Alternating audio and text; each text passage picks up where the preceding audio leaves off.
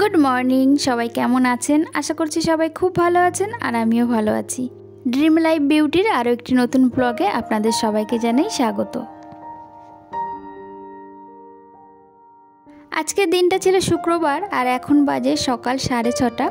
ঘুম থেকে এইমাত্রই উঠলাম, উঠে কিছু জামা কাপড় ছিল সেগুলো ভিজিয়ে রাখলাম সার্ফ দিয়ে ভালো করে ভিজিয়ে রেখে তারপর হাত মুখ ধুয়ে ফ্রেশ হয়ে বাসি জামা কাপড় চেঞ্জ করে চলে আসলাম সোজা রান্নাঘরে।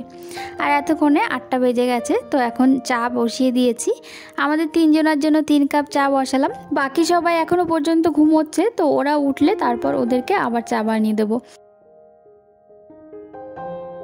চা খেয়ে আবার চলে আসলাম রান্নাঘরে। সকালে রান্নাটা বসিয়ে দিচ্ছি, একসঙ্গে ভাত আর ডাল দুটোই একসঙ্গে বসিয়ে দিলাম। এদিকে কড়াইতে ডালটা সেদ্ধ হতে বসিয়ে দিলাম আর এদিকে হাঁড়িতে জল বসিয়ে দিয়েছিলাম। জলটা গরম হয়ে গেছে আর চালটা যখন চা বানাতে এসেছিলাম তখন ভিজিয়ে রেখেছিলাম। আধা ঘন্টা মতো চালটা ভিজানো থাকলে চালের ভাতগুলো বেশ সুন্দর হয়। তো এদিকে চাল ধুয়ে চালটাও দিয়ে দিচ্ছি হাঁড়ির মধ্যে। একবারেই যেহেতু ভাতটা বসিয়েছি বড় হাঁড়িতে বসিয়েছি, আর বড় হাঁড়িতে ভাত বসালে ভাতগুলো বেশ সুন্দর হয়।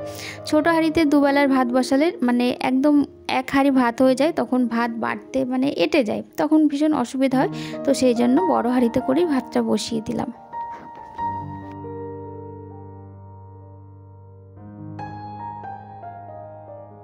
এখানে ডাল ফোড়ন দিয়ে দিয়েছি। আজকে পেঁপে দিয়ে ডাল করলাম, পেঁয়াজ কালো জিরে শুকনো লঙ্কা ফোড়ন দিয়েছি। ডাল এদিকে আমার হয়েও গেছে, নামিয়ে নেব। আর ওদিকে করছিলাম উচ্ছে আলু ভাজা।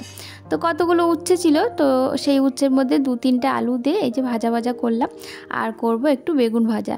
উচ্ছে আলু ভাজা ছেলে নাও খেতে পারে, তো ওর জন্য ভাবছি একটা বেগুন ভাজা করব।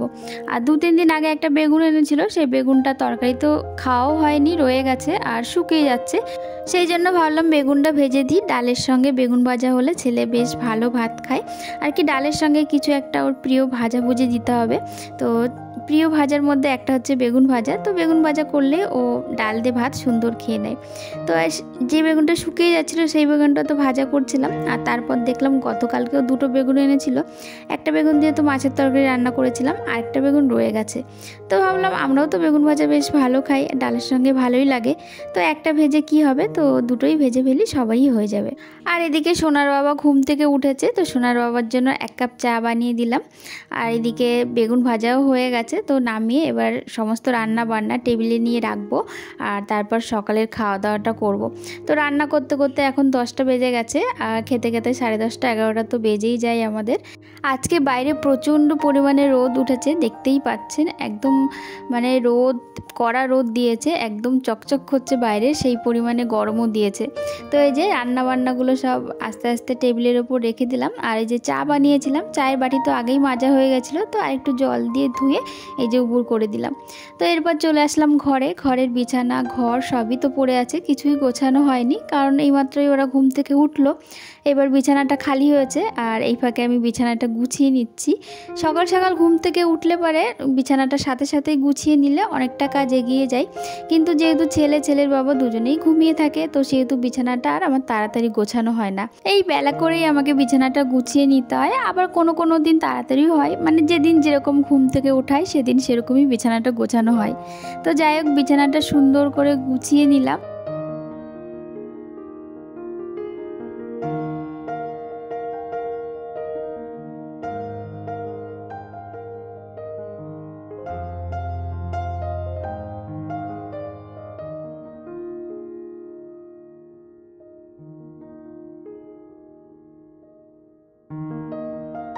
সোনার বাবা এদিকে কাজে বেরোবে, তো সেই জন্য জামা প্যান্টটা আয়রন করে খাটে গুছিয়ে রাখলাম।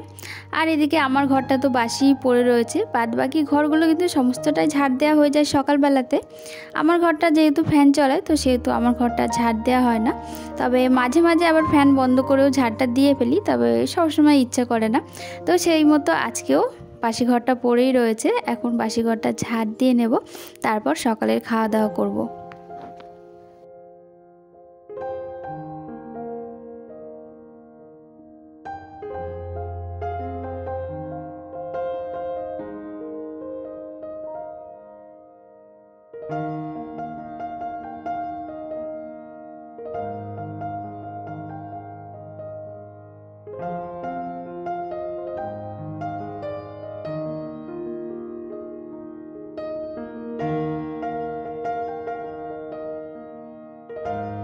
ঘর গুছিয়ে তারপর সকালের খাওয়া দাওয়া করে আবার চলে আসলাম দুপুরবেলা রান্না করতে। দুপুরে আজকে বেশি কিছু রান্না করব না।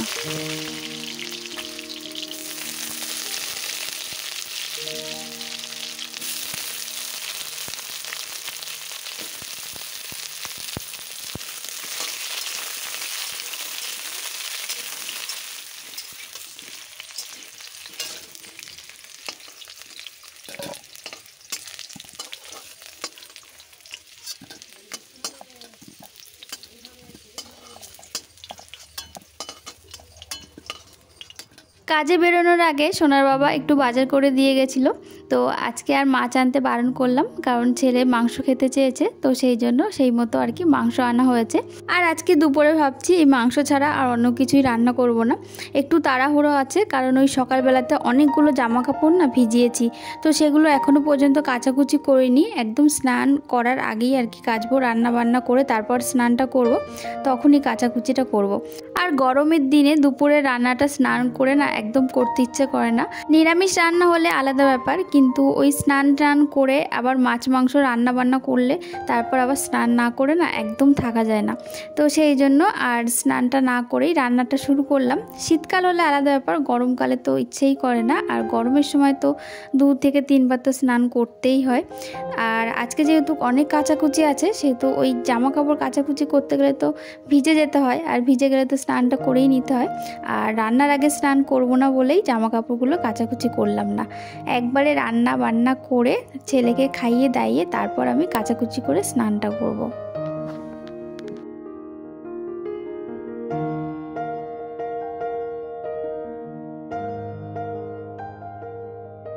এদিকে দেখুন মাংসটা আমি খুব ভালো করে কষিয়ে নিয়েছি, মশলা থেকে একদম তেল ছেড়ে দিয়েছে।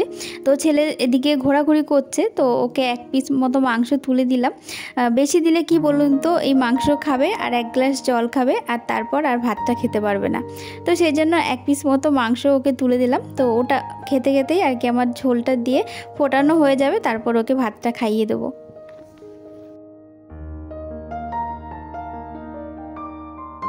ঝোলের মাংসর থেকে কষানো মাংস দিয়ে গরম গরম ভাত খেতে কিন্তু দারুণ লাগে। সোনার বাবা বাড়িতে থাকলে কষানো মাংস দিয়েই ভাত খায়, তো বাড়িতে যেহেতু নেই সেহেতু কষানো মাংস আর রাখলাম না। ওই ঠান্ডা কষানো মাংস দিয়ে রাত্রেবেলা খেতে অতটা ভালো লাগবে না, গরম গরমই ভালো লাগে। তো এদিকে দেখুন ঝোল দিয়ে মাংসটা আমি খুব ভালো করে ফুটিয়ে নিয়েছি, আলু সমস্ত কিছুই খুব ভালো করে সেদ্ধ হয়ে গেছে। লাস্টে গরম মশলা দিয়ে নামিয়ে নেব। আর একটুখানি ঝোল কমাবো, কারণ একদম বেশি ঝোল আবার আমাদের বাড়িতে কেউ পছন্দ করে না।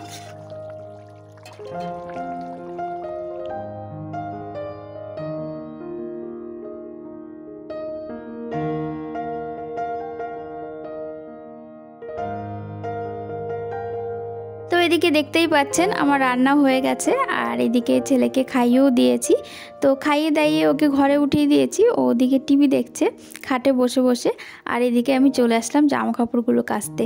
আজকে অনেকগুলোই জামা কাপড় ভিজিয়েছি, আরও অনেক জামা কাপড় জমে আছে, সেগুলো এক এক করে ভিজাবো। মানে প্রতিদিন তো কাচাই হয়, তার মধ্যে থেকেও যেন অনেক জামা কাপড় জমে থাকে, তো জামা কাপড় আর শেষই হয় না। তো যাই হোক, এদিকে জামা কাপড়গুলো এখন কেচে নিই। আর এখানে 2টো বিছানার চাদর আছে, আর জানেন তো 2টো সোয়েটারও রয়েছে। মানে এমন জায়গায় রেখেছি সেখানে আর চোখও পড়েনি, হাতও পড়েনি। তো গতকালকেই আর কি খুঁজতে খুঁজতে দেখি এখনও সেই আগের বছরের শীতের পরা জামা কাপড় 2টো সোয়েটার রয়েছে। তো সেই সোয়েটার 2টোও না ভিজিয়ে রেখেছি, তো সেগুলোই এখন সমস্তটা আর কি কেচে নেব।